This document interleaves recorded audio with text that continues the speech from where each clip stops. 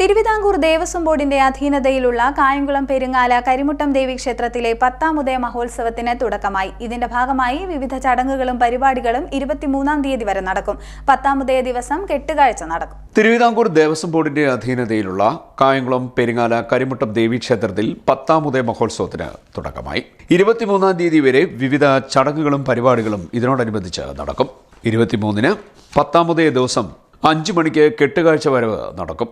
ഉത്സവത്തിന്റെ 1ാം ദിവസം പ്രഭാതഭേരി, നടതുറക്കൽ, കണിദർശനം, നിർമ്മാല്യ ദർശനം, അഭിഷേകം, മഹാഗണപതി ഹോമം, ഉഷപൂജ, അഷ്ടപതി, എതൃത്ത പൂജ, പന്തീരടി പൂജ, ശ്രീഭൂതബലി, നടതുറക്കൽ, ദീപാരാധന, ദീപക്കാഴ്ച എന്നിവയ്ക്ക് ശേഷം 10ാം ഉദയ മഹോത്സവത്തിന്റെ ഉദ്ഘാടനം നടന്നു. തുടർന്ന് തിരുവാതിര, അത്താഴപൂജ, യക്ഷിയമ്മ പൂജ എന്നിവ നടന്നു. കണ്ണമംഗലം സുബ്രഹ്മണ്യ സ്വാമിയും സംഘവും അവതരിപ്പിച്ച ഭദ്രകാളി തീയാട്ട് പ്രധാന ചടങ്ങായി.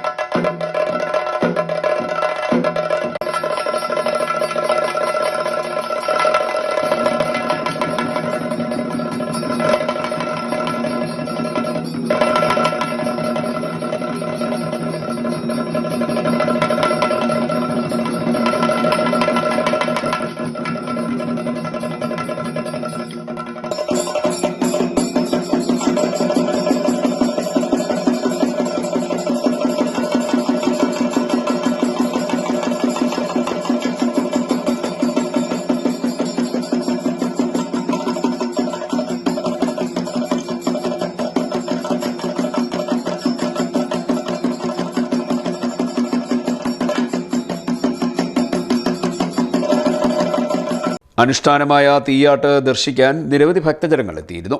തുടർന്ന് വിഷ്ണു ബാലകൃഷ്ണൻ സംഘവും അവതരിപ്പിച്ച സംഗീത സദസ്സും നടന്നു.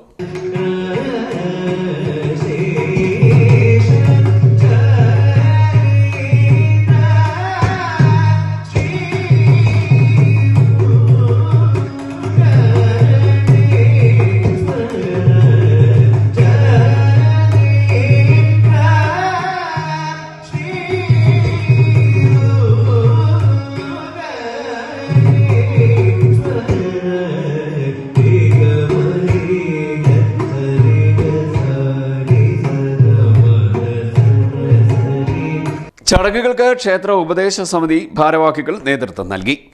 CDNet news, Kayamkulam.